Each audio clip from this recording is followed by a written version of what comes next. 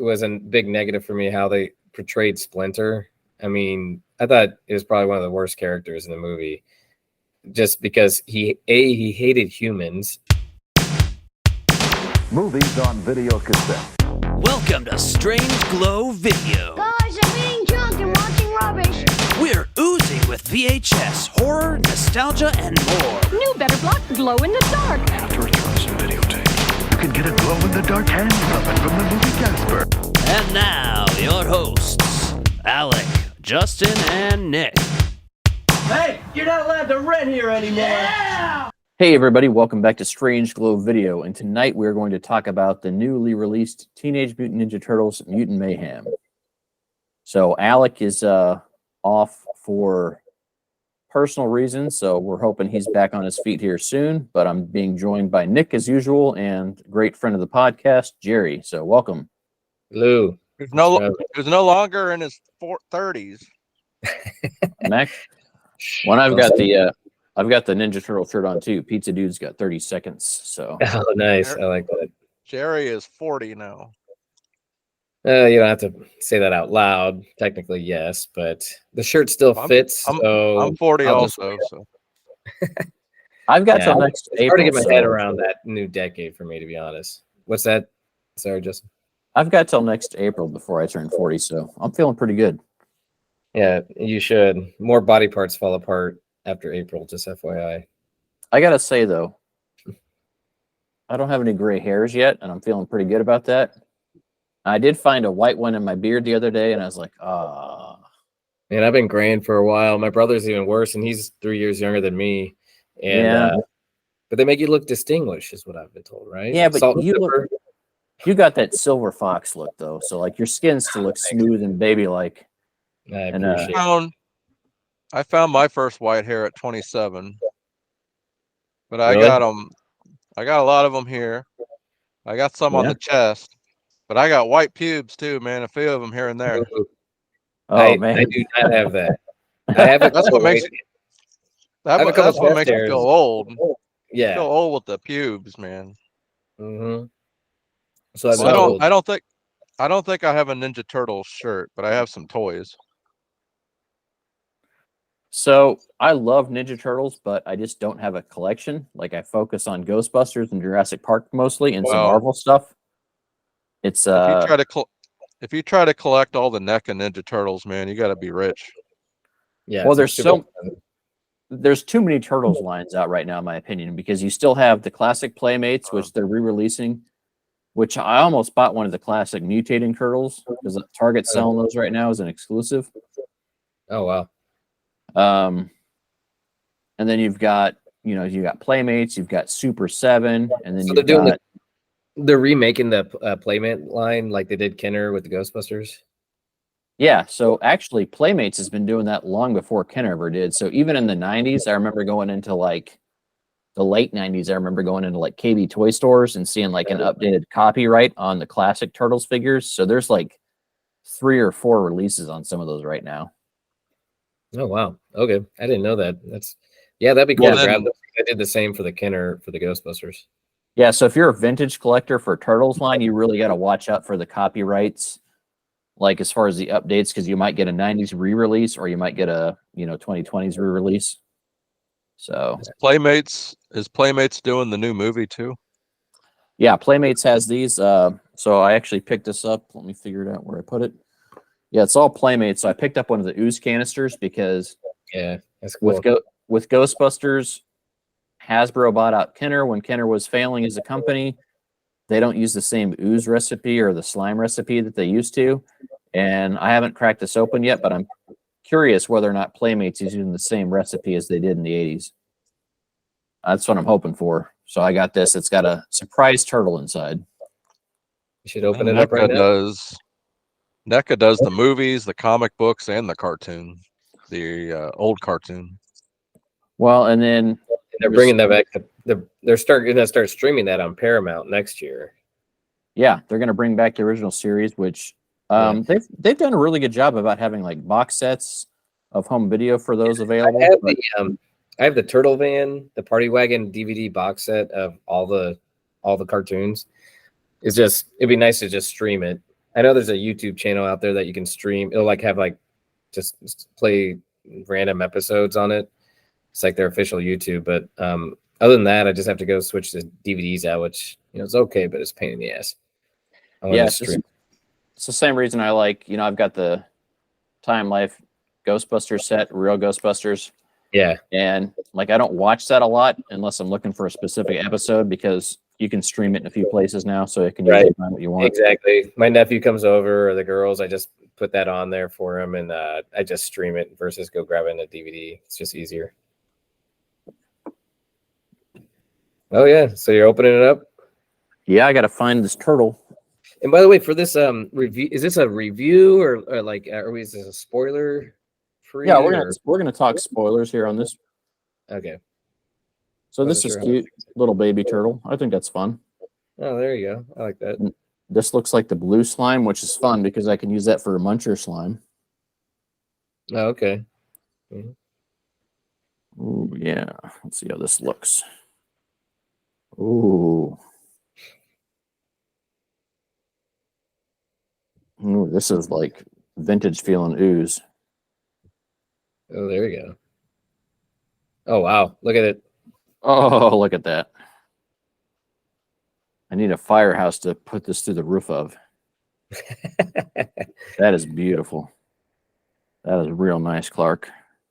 Real nice. Real nice to the touch, Clark. Yeah, actually, that's closer to the vintage consistency than the current Hasbro release. So it's got a secondary cap in there. Where'd you get that at? Target? Yeah, Target. But I think everyone's carrying the new movie release stuff. I'll have to go look into that. Maybe I'll buy that. Yeah, I'm not going to get the whole figure line just because I'm trying not to collect turtles, but it's ooze, man. Like, how do I not? Like, yeah. If I was going to buy one thing, what am I going to get? I've always wanted their the 80s cartoon NECA figures, but I never got them, and then they're like super expensive now for a set. You mean just the guys? Yeah, just the four guys. That's the only thing I have. That's all I have from the cartoon. Oh, those are nice. You have the NECA figures? Mm-hmm. I have the movie ones too. Yeah, I have the movie ones. I have that, and then I was going to maybe get Shredder. I just never found one that I really liked, and then just kind of forgot about it, to be honest. Now, this stuff is a little messier than the old school stuff because it's kind of like got a glitter slime to it, but I'm really pleased with how vintage it feels. Very nice. Smells a little bit newer, though. Like, there's that very classic slime smell. The next test is to see if it comes out of the carpet. I'm going to have to buy a carpet sample for that from like the carpet store. Like, hey, let me see how this sample. Clean it up. Yeah, I know. So, my mom would kill us because we get it in the carpet. So that's why I say it. Because that's why the Ghostbusters Firehouse was genius because everything was pretty good about containing the slime, right? You'd slime through the roof of the firehouse into the firehouse so it stayed on plastic.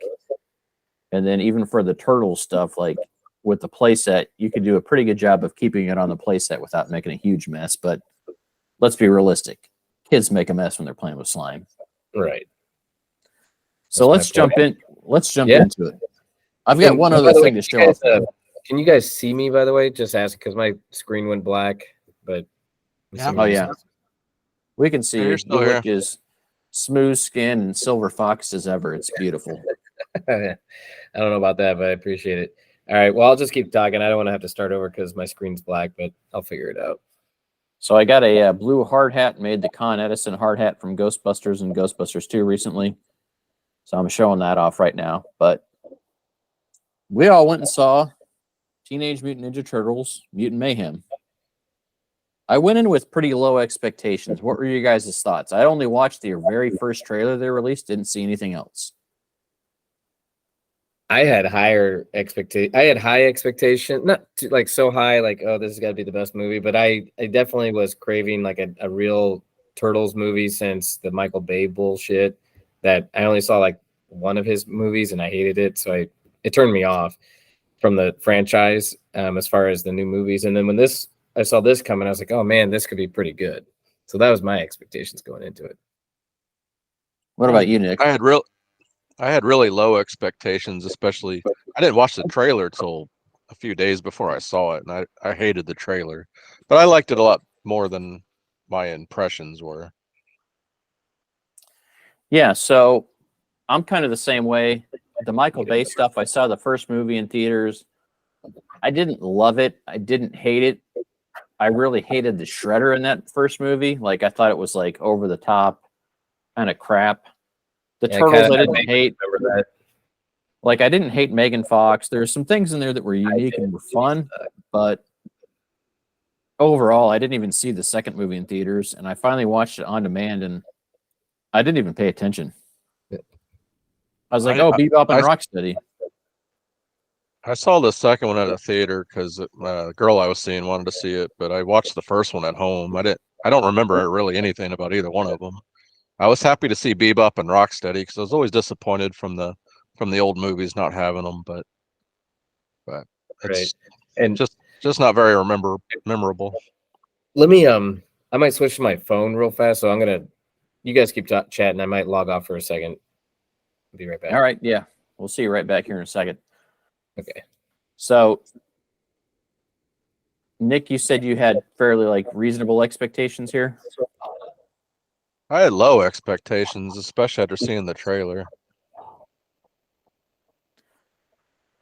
So I only watched the first trailer just because I was trying to stay engaged with an element of surprise since this is a reboot essentially. But I was pleasantly surprised when I walked out of the theater. Well, I think they played it at a movie I went to, so I didn't like choose to watch it. Okay. I think they played it in front of Barbie, maybe. I think that's what it was.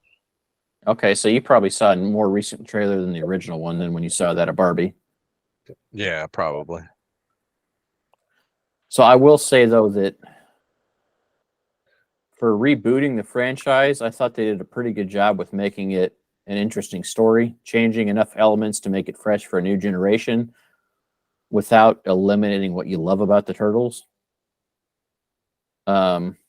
And I think we're at a pretty interesting point with animation. I really like the animation of this movie. It's almost like Into the Spider-Verse was like groundbreaking originally. Oh, there you guys are. Can you see us now, Larry, Jerry? Larry. Called you Larry. Hey, Larry, how you doing? Yeah, I can see you guys now. I don't know what All right. was going on. I couldn't even turn off my computer, so I was trying to get on my phone. Yeah, I didn't like the animation at first, but it grew on me really quickly, and it kind of felt comic booky a little bit. I like the animation for the most part. I thought it was different enough, and so it appealed to me. The thing I did not like about the animation was that it was too like it wasn't symmetrical for some of the characters. Like that one lady at the end, whoever she is, her face was like drawn sideways, almost like the chin. It just looked off, and it's like a lot more cartoony than it needed to be in that sense. So I was like, I wish it was a little bit more on key. I don't know. So she was the TCRI boss or whatever, and I agree with that. Like her character design, her character design, I did not love. So have either of you seen The Bear on Hulu? The Bear? No, I don't know what that is. Yeah. So it's a TV series about a diner. So I heard about it though. The voice of April O'Neil in this movie was voiced by one of the actors that's on that show. And I was pleasantly surprised with how she did. So ultimately, I love the voice talent in this movie. The voice acting in this for an animated movie was amazing. I love the Turtles, and I love the supporting cast. Because the Turtles, they actually had like teenagers to voice them. And then the supporting cast, they had a great variety of like talented folks to be in it. And yeah, I agree with the Turtles voicing. Having the actual teenagers, it felt like they were actually teenagers. I agree with that. I thought that was good. But I was kind of sold that Seth Rogen was going to have more of a part, and Paul Rudd's in it, right? He's the Gecko. Mm-hmm. And they barely had a number of lines. And like, I was like, okay. I thought this is going to be more. I didn't realize what character Seth Rogen was going to be. And I'm not necessarily a big Seth Rogen fan. I just thought he'd have more than 4 lines in the movie. They just kind of didn't do much with Bebop and Rocksteady, in my opinion. Yeah, that's what I was gonna say. I don't care who was voicing them. There just wasn't enough Bebop and Rocksteady. It was enough Bebop and Rocksteady. I think they tried to cram too many characters into this movie a little bit that it just felt a little rushed. I don't know. From that perspective. Yeah, I would agree with that. So, right, that first act is your typical, like, hey, we've got to explain the backstory.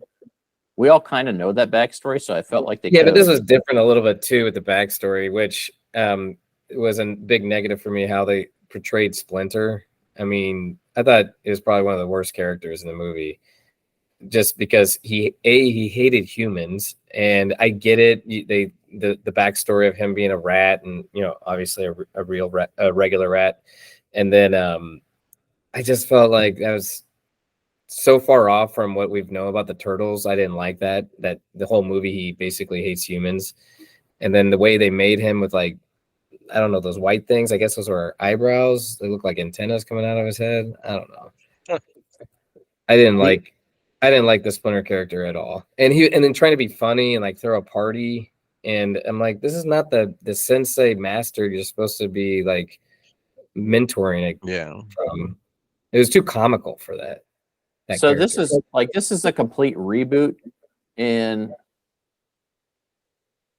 I try to go in it with a fresh perspective because, like I said, I only watched the original trailer they released. I didn't see anything else. I try to avoid marketing, and I didn't really try to avoid it. I just didn't follow up with it. But I thought Jackie Chan did a great job as Splinter was written. Like, I thought he did a good job with delivering his lines. But to me, the ultimate star of the show, Ice Cube as Superfly, was amazing. Yeah. Like, I thought he delivered his lines like with the passion and fury. A passion. Yeah, you believed him, and like you felt for the villain in this movie, right? Which I think is always a good thing to do. But I think that's just Ice Cube. Had you voiced that by anyone else, I don't know if it would have worked as well. Yeah, I agree. They kind of shied away from the traditional Baxter Stockman story. They said Baxter was his dad, which, whatever, it's a reboot. And they killed Baxter like right away. Didn't they kill him? Yeah, they killed him. I was like, yeah, he died in the opening.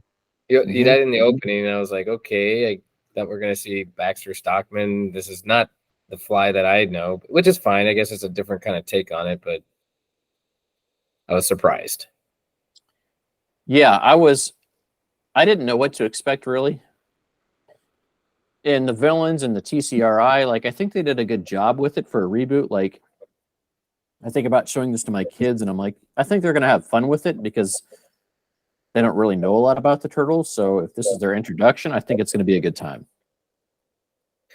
Yeah, my girls enjoyed it. They know the regular Turtles though, like from the cartoons I've shown them in the movies, and so they're just asking why everything is so different. And you have to try to explain, well, because they're trying to do some, I don't know, recreate the formula. But for me, I feel like sometimes too much change is not necessary. Just don't fix something that's not broken, and try to do too off the beaten path of of what we all know about the franchise and the characters.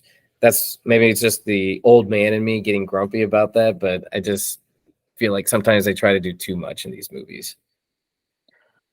I can agree with that, but also at the same time, I really enjoyed the fact that this felt like a Turtles movie I hadn't seen before. Mm-hmm. Because for me, like when I look at the first of all the movies they've done, right? The original live action movie, and then the remake, the Michael Bay crap that they put out. This felt like a real unique story to tell. Like, I enjoyed the first animated movie they did, which is essentially an in-canon sequel to Turtles in Time, right? They kind of just said, hey, like, this is still following that same story arc. Right. But at the same time, it's like, so you're having all these mutants kind of work together, and there's a lot of mutants in there, which I appreciated, but some of the character design felt really off to me.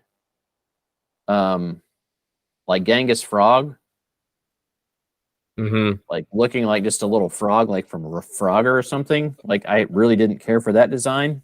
Yeah, he was just throwing him in there, and he was just so wussy, and it's just like, what? It's like he's not doing anything. Well, he's not wearing like the Hawaiian shirt and like having that. Now, my favorite mutant besides the turtles, obviously, was Mondo Gecko. Right. Obviously, it's Paul Rudd, but Mondo Gecko felt like the Bill and Ted. Like he really had that yin and yang. Like, you know, he was like Michelangelo's like spirit animal basically in there. Mm-hmm. And I felt like this movie, had you done it as like an animated series and like you had those characters like work together, like you could almost do a series of just Michelangelo and Mondo Gecko, because they're kind of on that same vibe and they're feeding off each other. And I really like that vibe they had together. But some of the other stuff was... Didn't the guy, I forgot his name, the guy that in the original 80s cartoons that voiced Michelangelo during that series, for the newer Turtle series, he voiced Mondo Gecko. Okay. So there's a connection there with the Michelangelo voice guy, so to the Mondo Gecko character. So he voices it for that one, or did. I guess that series is done. Yeah. One, I think it's a fun interpretation. I like the animation style. What I really love the most is when they're getting shocked and like they had all the video game vibes in there. Oh yeah. All those Easter eggs were like, they weren't like obnoxious. You know, some movies just go over the top with the nostalgia stuff. I guess they didn't really, yeah, that makes sense. Yeah. I felt like this really did justice to like all the video games and the turtles get shocked, because that's like a classic staple of the video games. And like every time they were getting shocked in there, like you could see the skeletons and like that animation. I really appreciated that, because it wasn't like, hey, remember this? It was like, hey, they did this in the game. This is still what that looks like. It was more of a visual representation than like a trope of like what the characters experience more than anything else, right? Yeah. I didn't even really pick up on that. Now that you say that, yeah, that makes sense. That's a nice little Easter egg, and it wasn't too much in your face either. The other thing I appreciate about this, which is kind of a lost art form, but the fighting montage they did, like the turtles, like after they beat up that first gang and get April's like scooter back to her, like they did that whole fighting montage against all the villains. We don't really get a lot of the story arc montages like we used to. And so to me, that was really funny, like how they kind of like push the characters through like this montage to eventually get to that story part without it feeling like excessively long or forced, because they're all fighting different people and kind of cut between the villains they're working to get to the main boss. Right. So I like that. The story arcing on that and like in the pace of it, I thought was pretty good for the most part. I was just, I don't know, like, I just felt like they put a little too many characters in there for a little bit that didn't give them enough screen time or justice, where you wanted more Bebop and Rocksteady and you didn't get as much. And then killing off Baxter Stockman at the beginning. I don't know. Those things annoyed me. And then Splinter's whole character turned me off. But then I like the aspect of the Turtles, minus that they always want to put a bandana on Raphael. I'm like, I hate that. Just leave the mask alone. And we don't need the extra shit on them. I don't know. Maybe that's the old man in me not wanting them to change as far as their appearance, but just a little shit that they always add annoys me. yeah, I liked most of the character design on the Turtles, but to your point, yeah, they had the whole like skull like mask on Raphael, which yeah, the skull mask, I don't like that. And then Donatello glasses, I'm like, okay, whatever. Live with glasses. And then he's got a fanny pack, and then he's got like something else on there, and I'm like, guys, like just stop just don't change the character so much. Just fuck. Shit. He looks stupid, in my opinion. It gets into the Michael Bay world, where he's wearing goggles on his head, like ecto goggles. It's like, what are you doing? He's a turtle. Fucking stop. So overall, I did like the turtle design. There's a few things on each of them that was like, okay. But I do like the belt buckles they each had, like with their initials on there. I thought that was really cool. They had the belt buckles cool, and then they had the throwing star, I think, like right there, which I thought that was a cool little design. was like, that's cool. That's a like, nice little ad, because it's a ninja. Don't add fanny packs and fucking glasses and skull, that kind of shit. Yeah, what did you guys think of the music? Well, they play that for not what is it? What's that song? What's going on or whatever. They played that for like 10 minutes. Cranberries? Was it Cranberries? I don't remember. No, was it four non blonde? What's the four non blondes? Maybe that's what it is. Yeah. What's going on? I thought the music selection was pretty cool.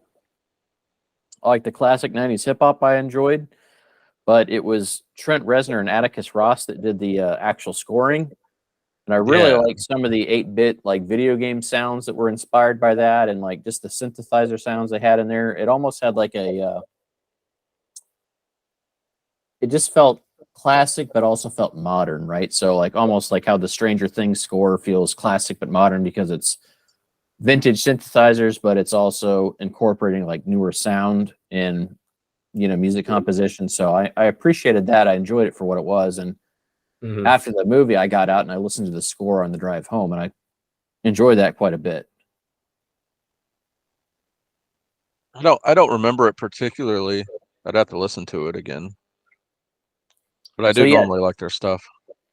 Yeah, so check that out, because I thought Trent Reznor is usually known for darker stuff, but there's a little bit more melodic stuff and happier sounding music in there, which I thought really worked pretty well for the movie and the story arcs they wrote for the characters. Obviously, did you guys stay through the mid-credit scene? Yeah. Okay. So obviously they teased the Shredder, which is a continuation of the TCRI, which is again a retcon because it's a reboot of the traditional story. But what I saw of the Shredder, I thought was intriguing, and I think this movie's done well enough at the box office. We're going to see another picture in this series. So I'm sure they went into it with maybe a two film contract or whatever. I don't know, but they're going to make their money on this film. For me, like it's not. I don't know. I'm not as high on it. Where it's more one of those films like, okay, I saw it, but I have no desire to see it again. Really?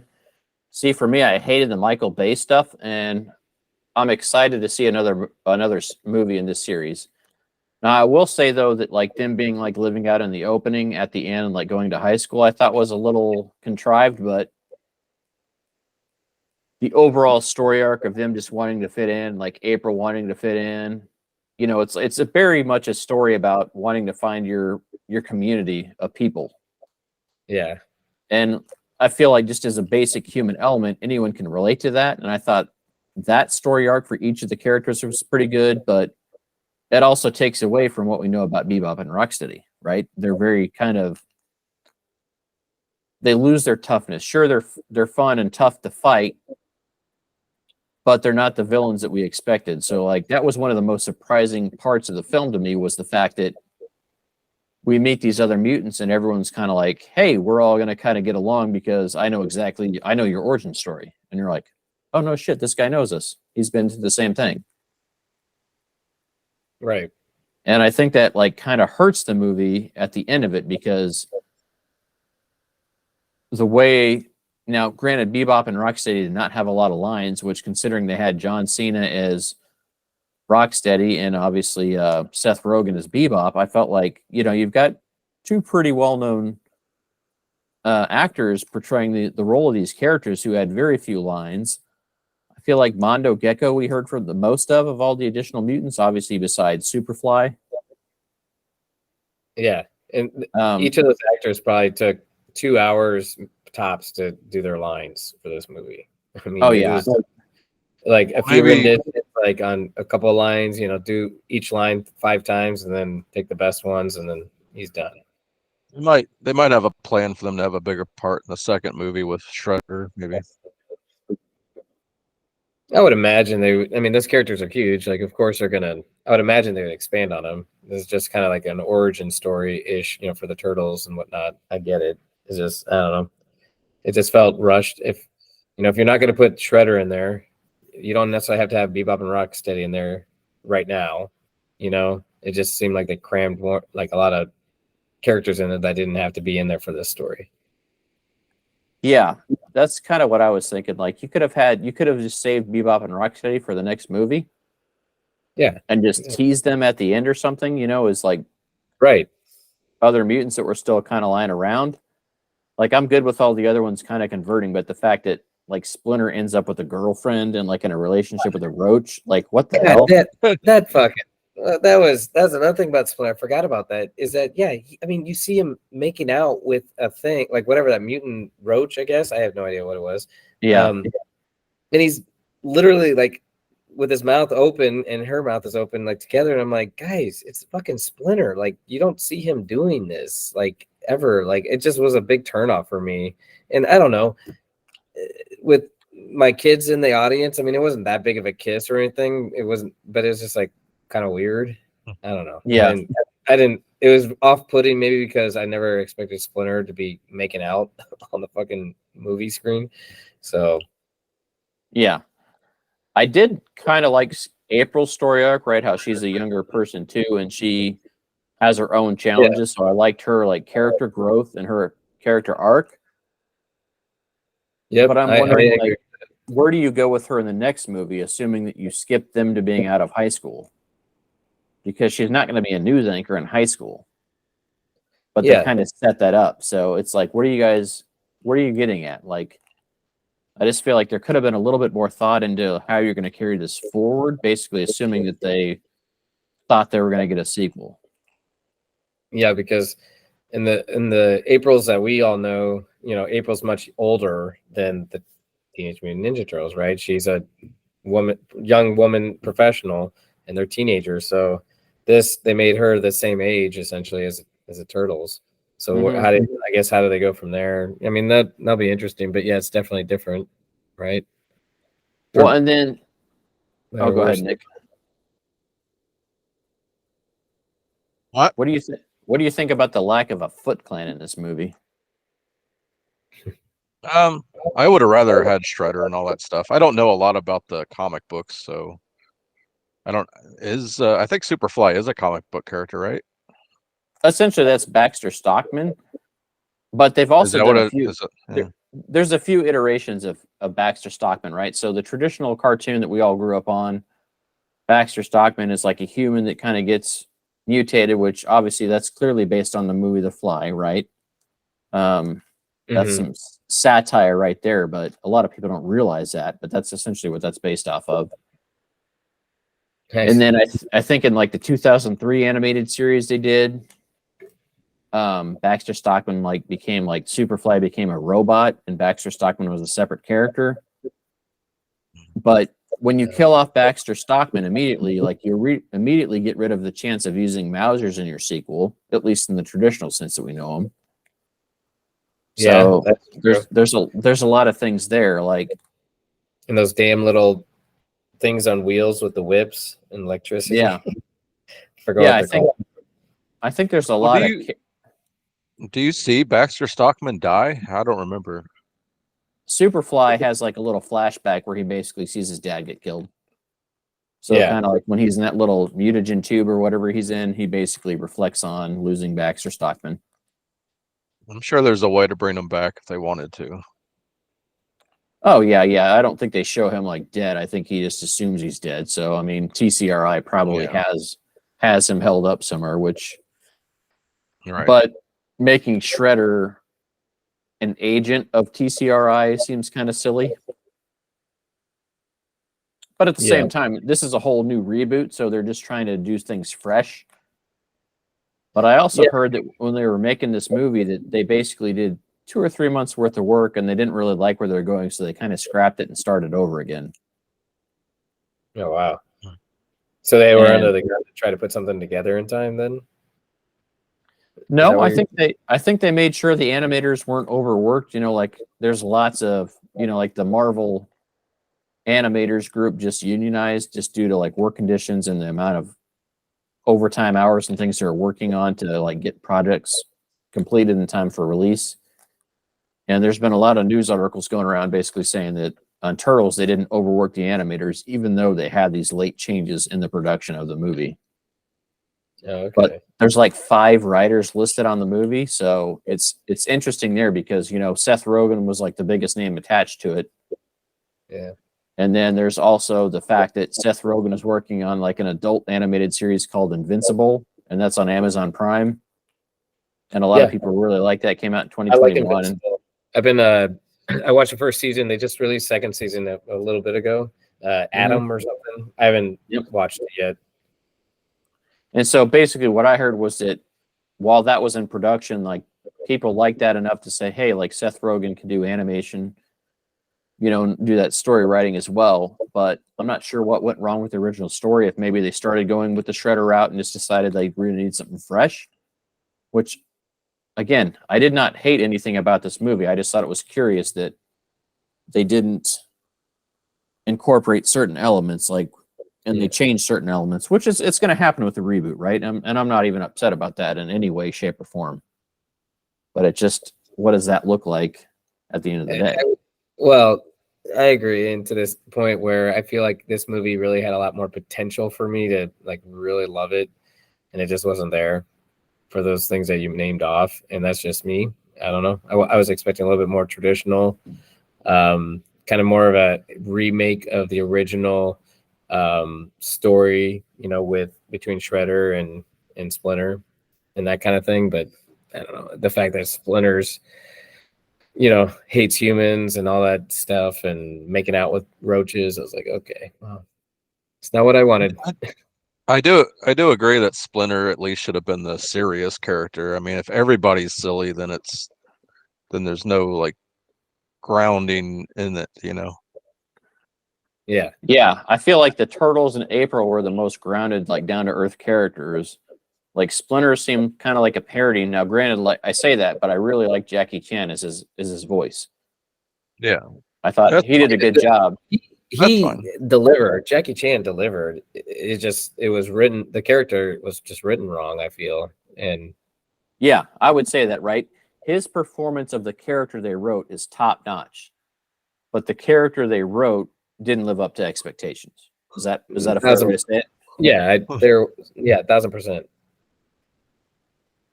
I agree. The Turtles, like I like how they had the younger cast. I'm excited to hear them like kind of grow and change as they go to the next film. But do you do a film series? Does this same film series and animation style translate into its own TV series later? Like, that's the issue I see with animation is like, how do you carry this on and have it still be something that's relevant in a multiple format era, right? Because you're going to get movies, you're going to get cartoons, and typically, people like to separate the animation from the live action or from the movie series. But I feel like this movie, had it been like a mini series, like 10 episodes, could have really fleshed out some of the characters like Bebop and Rocksteady. Yeah. Right. And shown how they're conflicted to be loyal to Superfly, but also not wanting to be genocidal madmen. Aren't they talking about maybe making a TV show out of it? I haven't really 100% read up on all the news and all the reviews. They said that, but... So I will say this. I wouldn't be surprised. I would imagine this could be a springboard into an animated series. I could see that. So when I walked out of the theater last night, I was very happy with the overall story of this. But as I sit here and break it down with you, there's things that don't sit well 24 hours later, right? Which is always the problem with reviewing a movie or something like that real time. That you're going to have your initial reaction, but then you have time to think about it and digest it. And then last night I was also reading about some other people's interpretations of it, some other reviews, just to kind of see what other people thought, to see kind of where I felt this landed. And I think if you know nothing about the Ninja Turtles, this is a great introduction to the characters and to build a franchise upon for like a youthful audience. But you also have this entire generation of folks like us that have already shared some of the traditional lore, the old lore with your family. So like, I feel like this movie plays best to an audience that has no prior knowledge of the Ninja Turtles. Yeah, I 1,000% agree. Yeah, it's just, hey, you want a reboot? Okay, cool. You're going to have a reboot of audience and fans for this movie because the more traditional, long-lasting fans that grew up on the Turtles are going to be let down. I feel, at least majority of them. I don't know. At least I was definitely let down. I thought this movie had a lot more potential to like really kind of like that 2003 one. I think it was, right. Like that was a good movie. I thought it was Turtles and it was fine. I'd rather have more Jim Henson type of Ninja Turtles, but then this just felt like it was just, I don't know, trying to grab it a lot. The nostalgia, too much put in together. The art style was not consistent with like the character wise, like people just drawn kind of weird. Splinter's character the entire time just upset me. But then that's a shame because I feel like the Turtles themselves did a really good job in what they did. Like that story was good and the voices were good, you know, being teenagers. The design for Raph, you know, and Donatello annoyed me on a couple things, but not too bad. But the flashbacks with the Turtles and they're younger and stuff, I thought that was all good. It's just like they had potential and they just kind of fucked it up. Yeah, see, even for me, 24 hours later, like, I don't think they fucked it up completely, but I think there's things that, as someone that grew up on the original stuff, I would have done differently. Like, but ultimately for me, I still had fun with it. A few of the things I really liked is that we see Leonardo struggling to become a leader. Yeah. And Raphael's really calling him out on that. So, like, there's all these turtles have like a good individual story arc. But that first third of the movie wastes too much time kind of retelling the story of like the ooze and everything we already know. Like it's almost like with Spider-Man, like when they finally added Spider-Man to the MCU stuff, they didn't retell the traditional story because we all know that. It's so well known. Even if you're not a purist or a huge fan, like you still know, like, hey, Peter Parker's uncle got killed. Yeah. Peter felt guilt, decided to become Spider-Man after this. And like, we all know the Turtles kind of origin story, right? There's been enough iterations of it through video games, through TV series, right? We went through the animated TV series, the 90s live action. I was just interested if the ooze was for Splinter was going to be human, like the like cartoon, or rodent, like the movie. Of course, rodent it was. That's it. But but to your point, like we all know the origin story on this shit. So yeah, you don't have to overcomplicate it. Like same thing with Bebop and Rocksteady. They're basically, you know, even in the TV series or the original cartoon in the comics, you know, they start out as humans that basically get mutated. Right. And then Superfly's plan to like turn everyone into mutants or every creature in a mutant seemed kind of like overdone. Like it just seemed like such a traditional story arc for so many other movies of like a villain's plan to like turn everyone into him, right? You know, you want everyone to become you. And like that seemed a little bit tired, but then again, Ice Cube delivered so well in his performance vocally that I was able to overlook that. Like he really stole the show. I agree with that. I would say my favorite part of this entire movie is the voice acting. The voice cast was amazing. Everyone, there wasn't a single voice character that I thought could have been done better or done differently. Now, I was severely disappointed that some of these characters didn't have hardly any lines or enough dialogue. Like Bebop and Rocksteady had hardly anything to say, and like it's really only the second time we've seen them in feature film form, right? And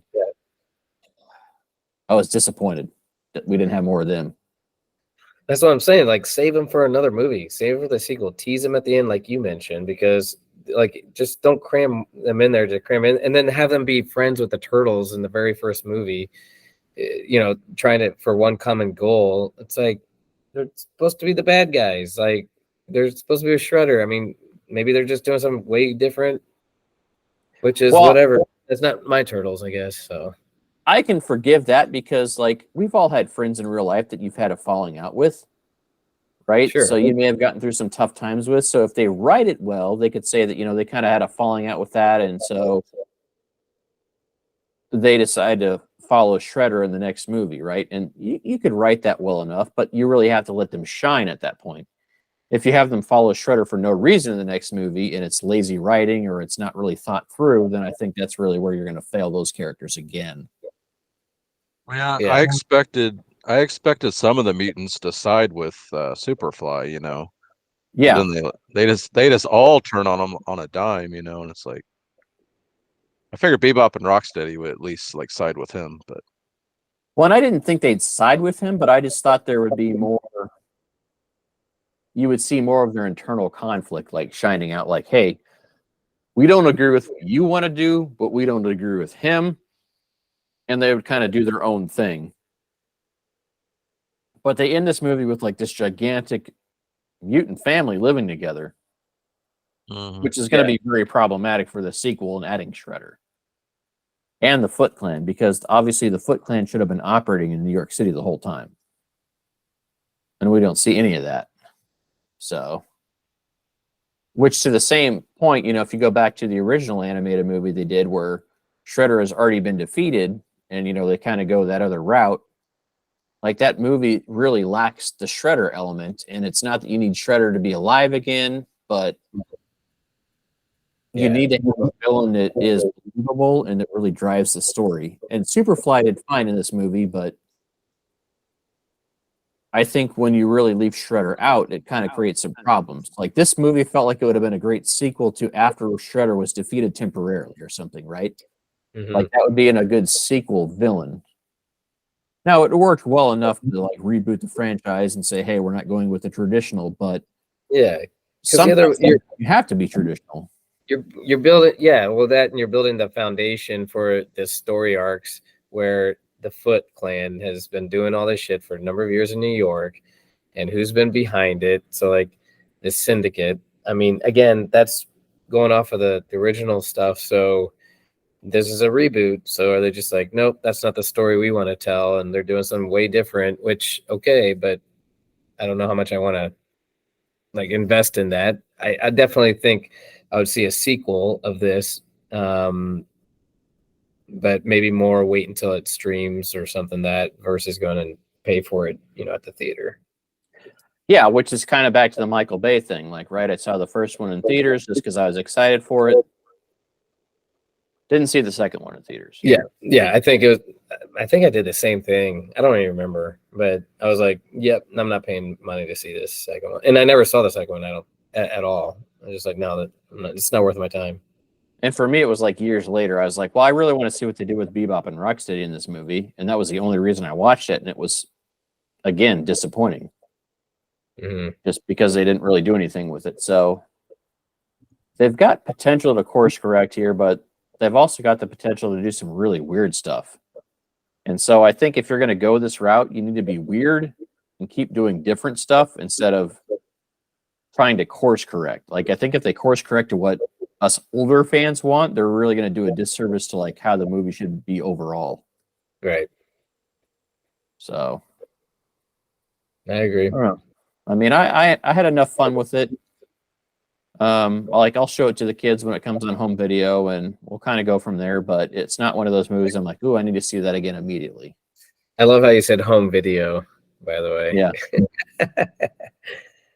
Well, actually, it's funny that you mentioned that because we've seen all the problems with streamers, like having profitable returns and all the stuff they've taken off of there.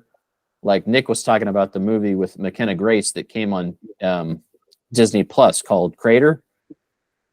And it was on Disney Plus for 2 months before they pulled it. Basically due to some of the streaming contracts they'd written currently to basically pay out for that since it wasn't a theatrical release. So they're trying to cut costs with all this. So home video, physical format, physical releases are going to see a pretty big comeback now that so much stuff has been pulled or swept from under your feet on the streaming platforms, because you'd think, I don't need to buy that. I can watch it anytime. But then now that streamers are saying, we're not going to have everything on there. Although Paramount Plus took the Star Trek cartoon off.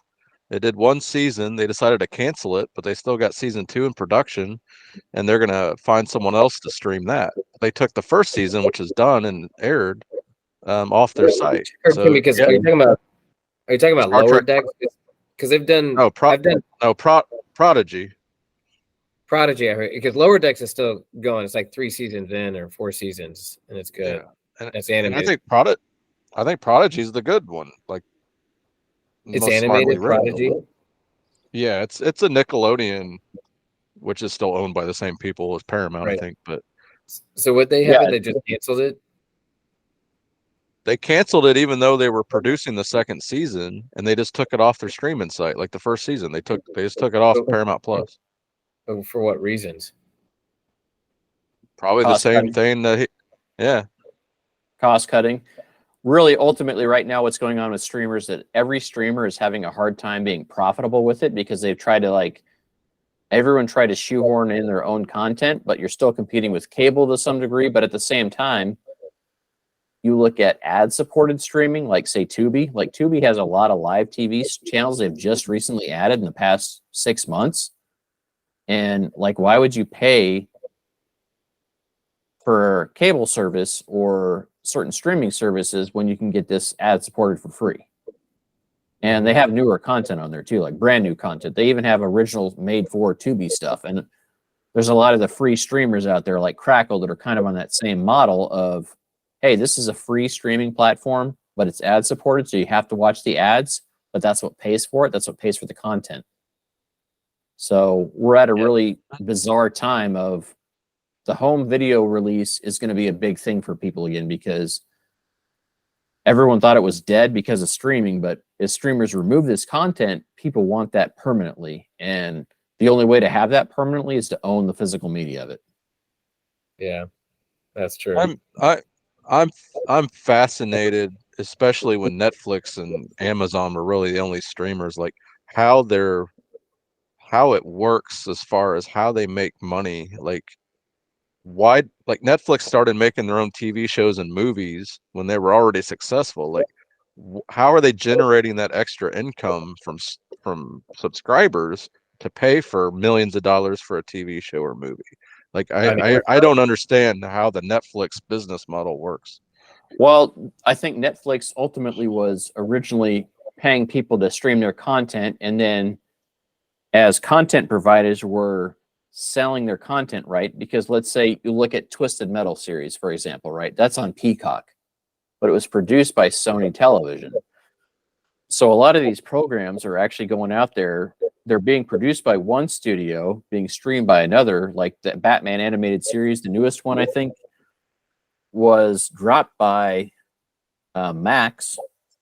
Yeah. It'll be picked up by Netflix, right? And so you're looking at this time where people are paying for content, but at the same time, content's going up everywhere. And everyone's trying to get that Stranger Things level of streaming phenomenon. And it's just not feasible, right? It costs too much. Like these shows cost a lot of money to make. And so ultimately what's going to happen, people are still going to create content and they're just going to sell it to whoever wants to pay for it, right? So yeah, Sony Pictures might make their Twisted Metal and Peacock picks it up, but later on, that might go somewhere else. But the home video release, I think we're going to see, going back to the Netflix bit, Stranger Things season 1 and season 2 had really nice Blu-ray releases from Netflix, which was some of their first foray into the home video physical content releases. But the other seasons 3 and 4 never got that release. But I think what you're seeing now is they need that additional income stream to release those, because who's going to say how long Netflix has had that stuff? Now, I will say Netflix has been better than other streamers about not removing content they've already paid for that they essentially own and dumping that elsewhere. Another bizarre thing, right? So NBC Universal owns Friends. Well, Friends is exclusively streaming on the Max platform because Max wanted that on there to gain subscribers. Just like Netflix had The Office for the longest time, and that reverted back to NBC, so they threw that on Peacock. So and that hurt them a lot, supposedly. and streaming is such a bizarre place right now, and being profitable there just isn't the same way as it used to be. So it's going to be, you still need that physical format sale to ensure people that really love a series can watch it whenever they want without having any interruptions, and also not preventing content from being created. So we're at a bizarre time, especially with the writer's strike and the SAG-AFTRA strike, right? I think we're looking at what happens with that. And I recall the HBO, well, I mean, I guess the Discovery, whatever you want to call the company. I don't know what even the parent company is, but for the Max streaming, they're saying they anticipated the strikes to end by the end of September, but on their quarterly earnings report, they're bragging about how they saved $100 million in this last quarter. Well, you didn't create any content this last quarter because everyone was on strike. So sure, you save money for your shareholders, but you don't have any content to prove or to sell for it. So essentially, when the strike is over, you're lacking all this content. You save money for your shareholders, but you have nothing to return on your investment from. Well, they said it would cost $400 million to give the strikers everything they want, and that would be split across all the studios. That seems like such a small amount of money when you factor like every movie they make now is $300 million budget, plus a couple hundred more for advertising. And well, and that also goes back to the other issue at hand, right? Like Sean Gunn really did a great job calling out Bob Iger. So Bob Iger, and this isn't just Disney as an entire company. This is basically Disney as the entertainment company, content provider, but said that Bob Iger makes 400 times a year what his lowest paid employee makes. But that's in the entertainment industry. That's not including like Disney World, because when you look at Disney World employees' hourly rates, he's probably making 800 to 1,000 times more than what those people make at the lowest rate. Yeah. And that's across the entertainment industry, right? Same thing with, and I think the Max CEO right now is the highest paid amongst all of these guys. And so you have all these people that don't want to pay the little guy, but they have these inflated salaries, these inflated bonuses, and you're really having a hard time figuring out like how do you balance the pay? Well, essentially you bring back the middle class, because like that right now the middle class is going away because CEOs and corporate executive like salaries are so high.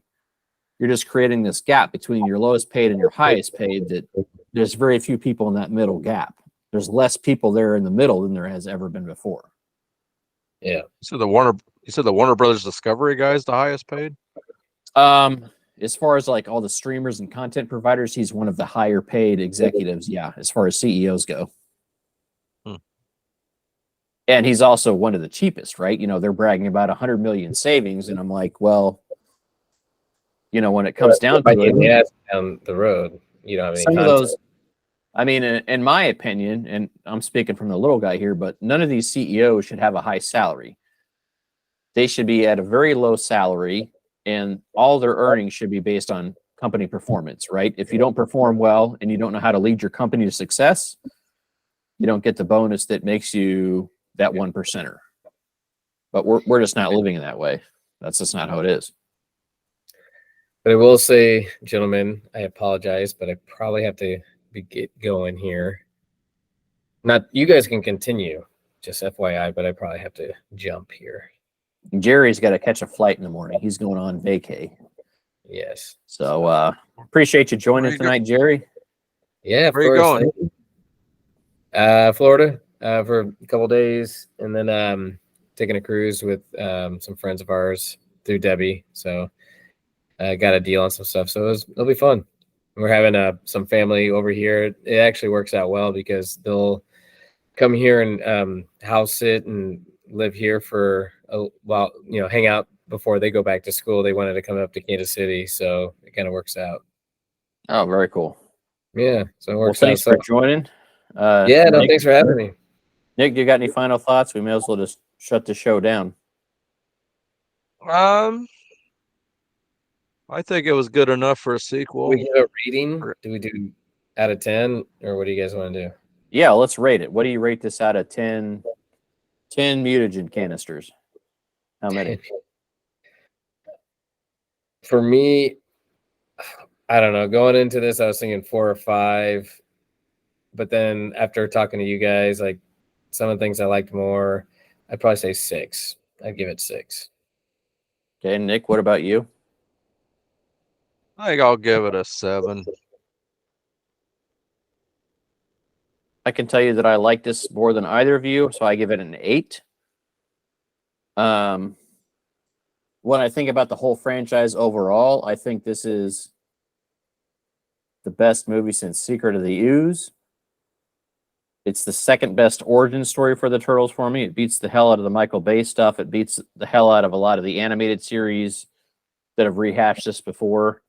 Right, and some of the animated series, you know, they got the time, the luxury to tell the story over several episodes, but to me, it's the original.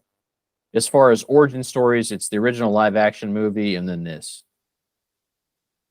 Well, But I'd say I do like Secret of the Ooze more than this. But the fact that Casey Jones isn't in there, like, they're very, very close for me here right now, and that might change with time. and my rating's based on my personal what I would have wanted in the movie versus the quality of the actual movie, you know. Sure, yeah, I can agree with Yeah, that. That's fair. there's definitely some of that in my vote. They did some things very well, but I was annoyed with some of the animation not being consistent with characters. Just one person looked good, one person looked exaggerated. So that took a few points off for me, but I don't know. It was worth watching at home, I would say, but I wouldn't go pay to see it again. That's fair. I'm happy I saw it in theaters. I really like the score and the music soundtrack live and in a big theater, but it just depends on your personal connection with the Turtles, right? And your open-mindedness. And so let us know in the comments here. Let us know in the feedback, like what you thought of this. Like, where does it stack rank to you with all the Turtles movies? And maybe that's something we'll throw up on social media later is like rank your Turtle movies, all the movies, and like, where does this rank with that? But we don't have that ranking right now. But for me, I can tell you that's second or probably third on the list overall. Maybe fourth. I really like the first animated movie even more so than Turtles in Time or Turtles 3. So, All right, well, that's fair. Yeah, we could do that. Put it on the social media. We can rank them. That'll be fun. yeah, we'll throw it up there. Yeah, let us know your ranking too. But thanks for tuning in, and we'll see everyone soon. Bye. Bye.